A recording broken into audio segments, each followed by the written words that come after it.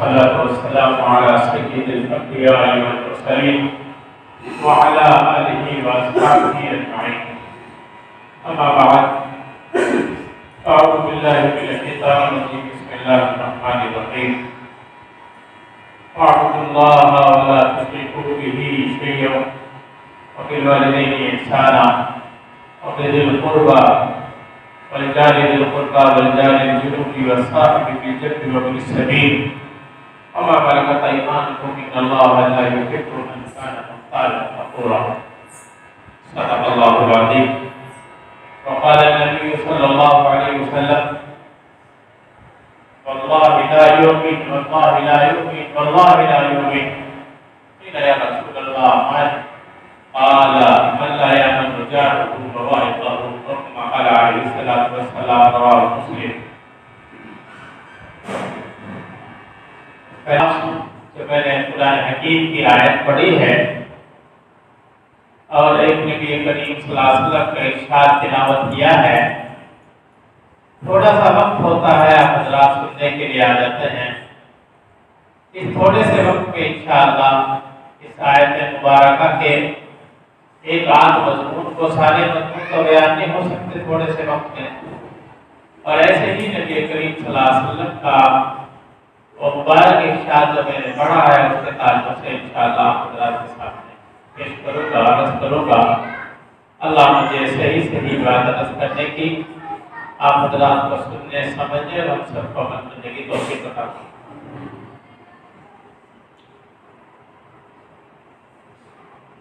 قرآن حکیم میں جب آپ تفصیل سے غور کرو گے اور تفصیلی نظر ڈالو گے تو قرآن صرف نماز کا حکم نہیں دیتا کہ خالی نماز پڑھو، خالی روزے رکھو، خالی زکات دو، خالی حج کرو، عمرے کرو، ذکر کرو. یہ سب حقوق وہ ہے جن کا تعلق اللہ کے حق سے ہے. قرآن حکیم جو حکم دیتا ہے ان تمام چیزوں کے ساتھ ساتھ جہاں اللہ کے حقوق کی ادائیگی کی تعلیم دیتا ہے بہت مضبوط طریقے سے اور اس پر سخت ترین وعید بیان کرتا ہے، وہیں اللہ نے اپنے بندوں کے حقوق کو بھی بیان فرمایا.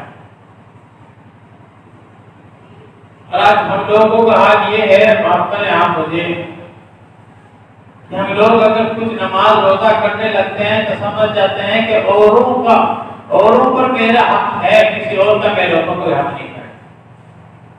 ایسا کہ سمجھتے ہیں ماں باپ کو کوئی حق نہیں، میں تو بہت بڑا ولی خدا بن گیا، بہت بڑا عالم والی کامل بن گیا، یا بیوی کا کوئی حق نہیں، میں تو تہجد گزار بن گیا، اللہ کرنے لگا، بڑا نیک ولی بن گیا ہوں. اور بیوی کا کہا میں ماروں، تھپڑ ماروں، اس کے بات کروں، اس سے نہ کروں، منہ پھیر لوں، کھانا کھاؤں نہ کھاؤں، کوئی حق ہے نہیں ہوتا.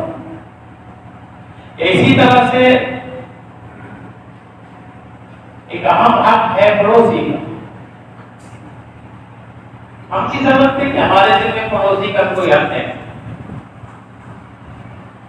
آپ مسجد میں بیٹھے ہیں، اگر آپ اپنی جسم و جسامت اور جسے کے اعتبار سے جتنی جگہ لے سکتے ہیں، اگر اس سے زیادہ جگہ آپ پھیر رہے ہیں تو بھی آپ پڑوسی کا حق بات ہے. مسجد میں آنے کے بعد جیسے کچھ لوگوں کو آپ نے دیکھا ہوگا ریل میں سفر کرتے ہیں یا بس میں سفر کرتے ہیں، اپنی طاقت دکھانے کے بلبوتے پر 3 کی سیٹ پر 2 ہی بیٹھ جاتے ہیں. سمجھتے ہیں بہت بڑا کارنامہ انجام دے دیا، مجھ سے بڑا ولی کوئی نہیں. وہ 3 کا حق مار رہا ہے جو کہ گورنمنٹ نے یا بس کے بنانے والے نے 3 کی سیٹیں بنائی ہیں، آپ کو 2 سیٹ کرنے کا کوئی حق نہیں ہوتا. تو 3 ہی کو بٹھائیے، بھلے آپ کو تکلیف ہو، اسی تکلیف پر تو اجر ملے گا آپ کو. نہیں بیٹھنا تو میں نہیں بیٹھوں گا، یہاں کرنے سے کوئی بٹھاؤ گا ہی نہیں. اب ان حقوق کو ہم حق نہیں سمجھتے کہ پڑوسی کا بھی کوئی حق ہے. نبی کریم صلی اللہ علیہ وسلم جن کی تعلیمات، جن کی ہدایات، جن کی پیاری باتیں ایک ایسی کہ جو عمل کرنے سے سکون پاتا، جو بھی عمل کرتے ہیں. اور جن لوگوں نے عمل کیا عجیب و غریب عمل کیا. آپ نے یوں تک فرمایا 3 مرتبہ قسم کھا کر فرمایا 3 مرتبہ. دھیان سے سنیے کیا فرمایا؟ واللہ لا یؤمن واللہ لا یؤمن واللہ لا یؤمن. کیا مطلب؟ مطلب اس کا یہ ہے آپ یہ فرما رہے قسم کھا کر اللہ کی قسم کھا کر فرما رہے ہیں وہ مومن نہیں. پھر فرمایا قسم کھا کر وہ مومن نہیں. پھر فرمایا قسم کھا کر وہ مومن نہیں. صحابہ نے پوچھا کون ہے اللہ کا قسم؟ کون ہے ایسا کہ آپ بہت سخت وعید فرما رہے ہیں اور اس آدمی کے بارے میں فرما رہے ہیں کہ مومن نہیں مومن نہیں مومن ہے کون؟ تو آپ نے کیا فرمایا؟ دھیان سے سنو، کان کھول کر سنو، دل کے کان کھول کر سنو. آج ہم بہت بڑی بڑی طاقتیں لگاتے ہیں ان باتوں پر، مقدمات جوڑ دیتے ہیں تکلیفوں پر. کیا فرمایا آپ نے؟ من لا یعمل جارہ بوائقہ، جس کا پڑوسی کی تکلیفوں سے مطمئن نہ ہو وہ مومن ہو نہیں سکتا.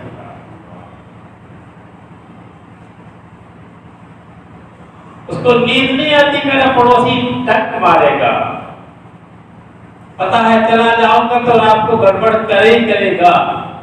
پڑوس تو اس لیے ہوتا ہے کہ وہ چلا جائے تو جاؤ میں تمہارے گھر کا امانت دار ہوں، امین ہوں، نہیں کہ تم خائن بن جاؤ. آپ نے بخاری مسلم کی روایت سنی نہ ہو تو میں سنائے دیتا ہوں. آپ صلی اللہ علیہ وسلم نے جہاں اور گناہوں کا ذکر فرمایا، بڑے بڑے گناہوں کا ذکر فرمایا، کبیرہ گناہوں کو بیان فرمایا، وہیں فرمایا کبیرہ گناہ میں بڑا گناہ یہ ہے کہ آدمی اپنے پڑوسی کی بیوی سے زنا کرے. یعنی یہ مطلب نہیں کہ اوروں سے زنا گناہ نہیں، وہ بھی گناہ، لیکن وہ اور یہ بدترین گناہ. کیوں؟ پڑوسی تو گیا تھا بتا کر کہیں میں جا رہا ہوں کام کرنا، گھر کا خیال رکھنا، کوئی غیر آدمی نہ آ جائے. اس کو کیا معلوم تھا یہی نالائق غیر بن جائے گا میرے گھر کا، یہی دشمن بن جائے گا میرے گھر کا، یہ میری بیوی پر حملہ کرے گا. تو امن کی امین بنا کر گیا تھا تمہیں، اور تم کیا بن گئے اس کے لیے؟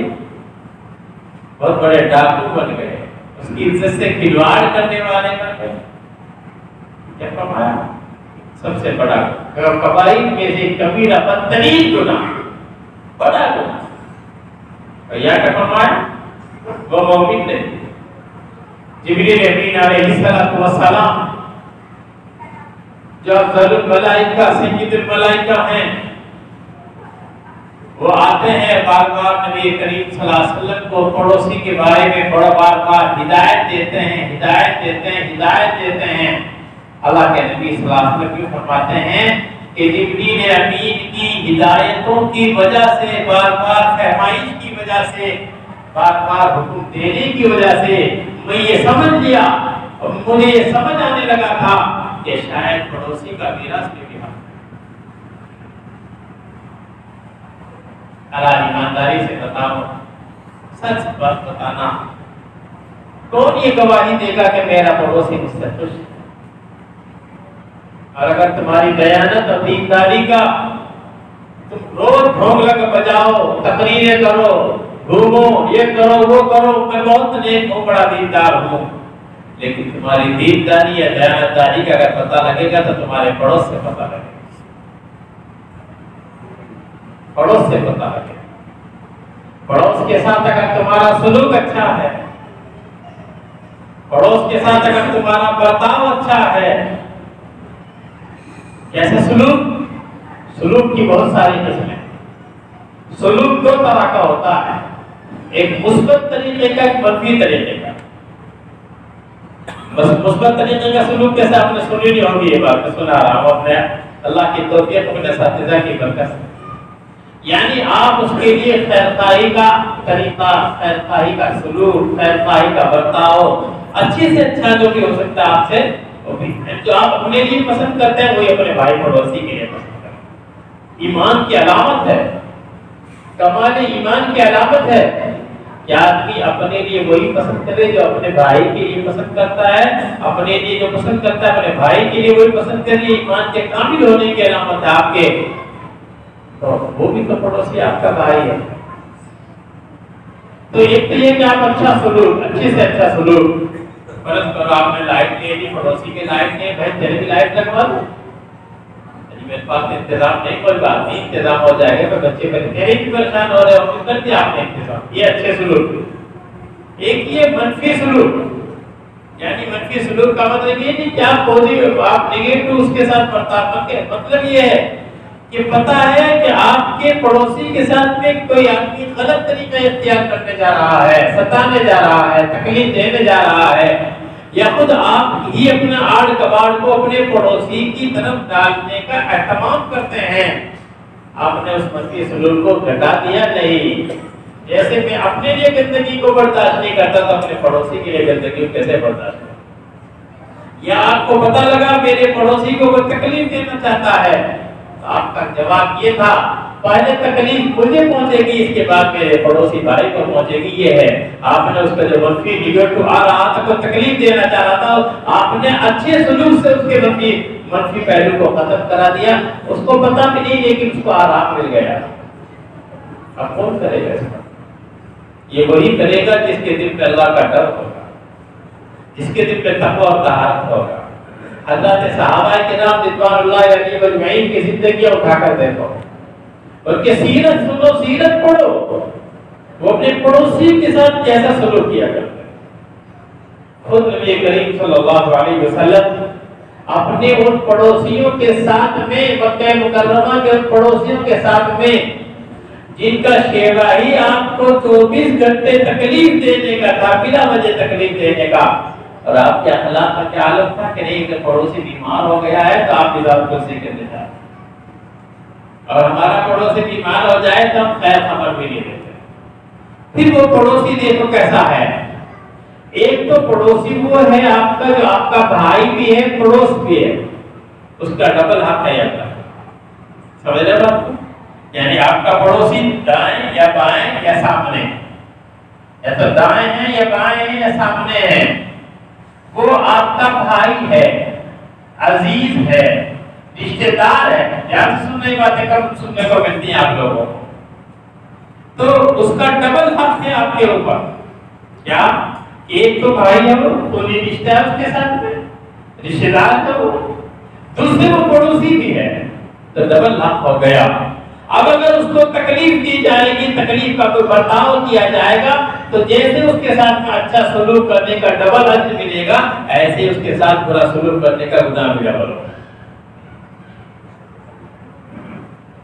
ایک وہ پڑوسی ہے جو پڑوسی ہے، صرف رشتہ دار نہیں، بھائی نہیں، عزیز نہیں، لیکن ہم پڑوسی ہے، اس کا ایک حق ہے پڑوس ہونے کا، اور بہت بڑا حق ہے، بہت بڑا حق ہے، خالی محض پڑوس ہونے کا بہت بڑا۔ پھر وہ مسلم ہے، یہ بھی فرق ہے، پھر وہ غیر مسلم ہے، یہ بھی فرق ہے۔ آپ یہ سوچ کر کہ غیر مسلم میرا پڑوسی ہے، لو سارا گند اس کے یہاں پہنچا دو، اس کو تکلیف دوں، یہ تو خدا کا دشمن ہے، ہرگز نہیں کر سکتے۔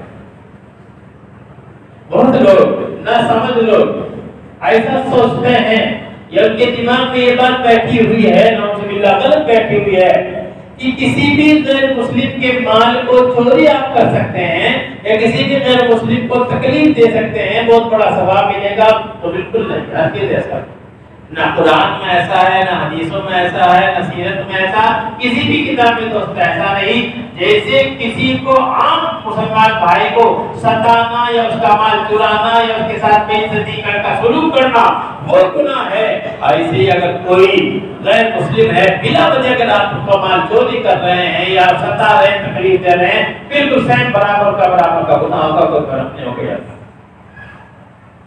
آج لوگ سمجھتے ہیں کہ بس خالی وہ غیر مسلم میں آپ کو ستا تک نہیں ستا سکتے، شریعت اس بات کی اجازت ہے، اللہ کے اس بات کی اجازت ہے۔ اللہ نے تو حسن سلوک کا دروازہ کھولا، اچھا سلوک کرنے کے راستے بتائے، طریقے بتائے، ہر ایک کو بتائے، ہر ایک کے لیے دروازے کھولے۔ یہ وہ شریعت ہے یہ وہ مذہب ہے جس مذہب کے آپ ماننے والے مذہب اسلام، جس میں انسانوں کا نہیں، مسلمانوں کا نہیں، جانوروں تک کے حق کو بیان کیا گیا۔ جانوروں تک اگر کوئی جانور آرام سے بیٹھا ہوا ہے کسی سائے کی جگہ، آپ وہاں کو گزر رہے ہیں، محض اس لیے جانور ہے، کتا ہے، فلاں ہے، تو اس کو سائے سے بے سائے دار کر رہے ہیں، آپ اس کو دھوپ میں بھگا رہے ہیں، آپ مجرم ہو گئے، آپ کا نام اعمال میں گناہ چڑھ گیا۔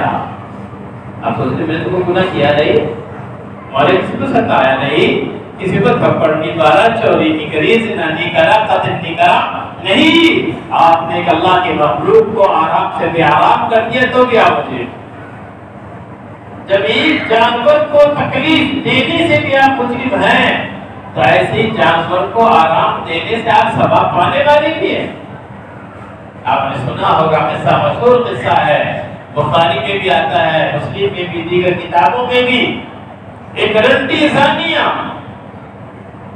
طوائفی کا کام کرنے والی، اس کو جب گزر رہی ہے، ایک کتا پیاس کے مارے بلک رہا ہے، اس نے سوچا یہ کتا اللہ کی مخلوق، پیاس لگ رہی ہے، اس کو بھی دھوپ پڑ رہی تھی، رنڈی تھی حالانکہ، لیکن اس زمانے کی رنڈی بنی اسرائیل کا قصہ، اس زمانے کی رنڈی کی سر کو اوڑھنی اوڑھا کرتے ہیں۔ آج کل تو ہم لوگ اپنے ذرا آل اولاد کو دیکھ لیں، اپنی بہو بیٹیوں کو دیکھ لیں، گھر کے ماحول کو دیکھ لیں، آج ہم نے اپنی بہو بیٹیوں کے پردے کو بالاختا کر دیا۔ کچھ لوگ تو شادیاں کرانے کے بعد، بیٹوں کی شادیاں کرانے کے بعد سوشل صاحب یہ سمجھتے ہیں کہ پردہ ہی نہیں رہا، بہو بھی وہی کھانا کھا رہی ہے، بیٹا بھی وہی کھانا کھا رہا ہے، سارے پورا گھر وہی کھانا کھا رہا ہے، کسی کوئی پردہ ہی نہیں سمجھتے، بس اب بے پردے کی طرح۔ یہ معلوم نہیں کہ اگر سسر کی کا غلط ہاتھ بھی لڑکے کی بیوی پر پڑ گیا اس کی تو زندگی گئی، اس کی تو بیوی ہمیشہ کے لیے آرام ہو گئی۔ کتنی بڑے یہ ہم لوگ غلط کام کرتے ہیں، تبھی تو یہ بات پیش آ رہی۔ میں بتا رہا تھا وہ رنڈی جو سر پر اوڑھنی اوڑھے ہوئی تھی، اس نے سر سے اوڑھنی اتاری اور چمڑے کے موزے پہنے ہوئے تھی، اور موزوں میں اپنا وہ اوڑھنی کو کسی طرح سے جوڑ توڑ دیا، اور کہیں کنویں پر گئی اور کنویں سے پانی نکال کر اس بلکتے ہوئے کتے کو پانی پلایا۔ نبی کریم صلی اللہ علیہ وسلم نے فرمایا، ماں نے اس عورت کو جو ایسی رنڈی اور زانیہ تھی، اچھا سلوک کرنے کی برکت سے جنت میں۔ اس کے بالمقابل آپ نے ایک عورت کا قصہ بیان کیا، ایک عورت ہے نمازن، دیندار، زکات دینے والی، روزے رکھنے والی، قرآن پڑھنے والی، اور آج کل کے اعتبار سے تعلیم کرنے والی، اجتماع کرنے والی، سب کچھ، لیکن ظالم ایسی ہے کہ گھر میں ایک بلی کو پالا، نہ تو خود کھانا دیا، کھانا کا انتظام کیا نہ ہو، نہ اس کو چھوڑا کہ وہ باہر جا کر کھا لے۔ بلاخر وہ بلی بھوکی پیاسی ایسے گھر میں بلکتی ہوئی مر گئی۔ آپ صلی اللہ علیہ وسلم نے فرمایا، میں نے اس روزے دار کو، نمازن کو، جو ایسے نیک کام کیا کرتی تھی، اس کی اس بدسلوکی کی وجہ سے کہ اس نے ایک جاندار پر، ایک بلی پر ظلم کیا ہے، جہنم میں لے گا۔ دیکھا آپ نے حسن سلوک، حسن سلوک کا فائدہ ہے کہ رنڈی جنت میں جا رہی ہے، بدسلوکی کا فائدہ ہے کہ نمازن جہنم میں جا رہی ہے۔ تو ہم پھر اپنے پڑوسیوں کے ساتھ، ہمارے بہت بڑے مفتی صاحب گزرے، انہوں نے لکھا ہے کہ اگر آج کے مسلمان اپنے گھر اور آنگن کی اور باہر کی صفائی کا خود وہ اہتمام کرے، جیسے ان کو حکم دیا شریعت نے، اپنا کھاڑ کباڑ اپنے ہی گھر میں رکھیں، جب صفائی والا ہے اس کو ڈالیں، نہ ایک اپنی گندگی دوسرے کے گھر پہنچا دیں، اپنی نالیوں کی گندگی آگے تو سرکا دیں، تو لکھا انہوں نے اگر اس پر عمل کر لیں تو میونسپلٹی کا پورا عملہ بیکار ہو جائے گا، ادھر کی حد صفائی سب میں گندگی ہے ہی نہیں۔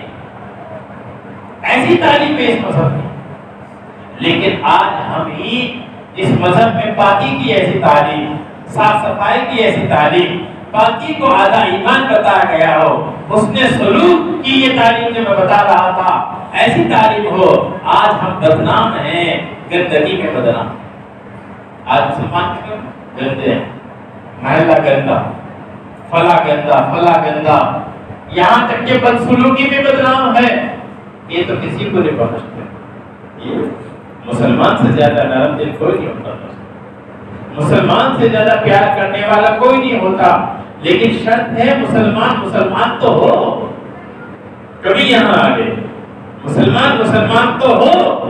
مسلمان اگر مسلمان ہو گیا کیا مطلب اس کا؟ مسلمان جب مسلمان ہو جاتا ہے تو بخاری شریف کی روایت ہے المسلم من سلم المسلمون من لسانه ويده، جب مسلمان پورا مسلمان بن جائے گا تو اس کے ہاتھ اور زبان سے کسی بھی طور طریق سے کسی بھی انداز سے تکلیف نہیں پہنچے گی، وہ تکلیف نہیں دے گا کسی بھی طرح سے، بس یہی مسلمانی۔ یہی سبق ہے آج کا کہ میری ذات سے نہ میرے ماں باپ کو تکلیف پہنچے، میری زبان سے نہ میری بیوی کو تکلیف پہنچے، میرے انداز اور طریق سے یا زبان سے نہ میرے پڑوسی کو خاص طور سے تکلیف پہنچے۔ غیر کو تو اپنوں سے تو پھر بھی معافی مانگ لو گے، اگر غیر کو ستا دیا کہاں تک معافی مانگتے؟ وہ تو چلا جائے گا آپ سے پریشان ہو کر، یہ بہت گندا ہے، اس سے تو اچھا یہاں سے چھوڑ ہی دوں، وہ اپنا مکان بیچے گا کہیں اور چلا جائے گا، لیکن دل میں ایک بہت بڑا دکھ لے کر گیا تمہاری طرف سے جو ہمیشہ کے لیے لے کر چلا جائے گا، وہ کبھی اس کا دکھ سکھ سے نہیں بدلے گا، کیونکہ آپ نے اس کو کبھی سکھ نہیں۔ ہاں قطع کریں گے نہیں کریں گے دوستوں، تکلیف نہ دینا کسی کو، مسلمان بن کر زندگی گزارنا ہے، مسلمان بن کر ظالم بن کر زندگی نہیں گزارنا۔ تھوڑے دن کے لیے اگر تھوڑے وقت کے لیے مظلوم کے بن جاؤ وہ بڑھیا ہے اس سے کہ تم ہمیشہ کے لیے ظالم بنے۔ اگر آپ کو لگتا ہے کہ کوئی میرا پڑوسی مجھے بہت تکلیف دیتا ہے، دعا کرو اس کے لیے، طور طریق اختیار کرو، ہدیے بھیجو، کھانا پینا بھیجو، یا اور کسی طرح ایک سلیق کرو، کسی طرح دو میٹنگ کر کے آپ کی پیار سلام دعا پڑھاؤ۔ اگر آپ پیار بھی نہیں بڑھا سکتے تو کوئی تکلیف کی بات ہی نہ کرو اس کے ساتھ۔ آپ لگتا ہے کہ کوئی پیار نہیں بڑھ رہا، سلام دعا ٹھیک نہیں ہونے کے باوجود بھی آپ میں محبت نہیں مل رہی، تو کم سے کم غلط پلان نہ بناؤ، تکلیف دینے کا پلان نہ بناؤ، ایسا نہ کرو کہ مجھے بھی اس کے ساتھ ایسا ہی کرنا ہے، بدلے والی بھاونا نہ بناؤ، اس سے اپنا آپ کا ایمان کمزور ہوگا، دل کمزور ہوگا۔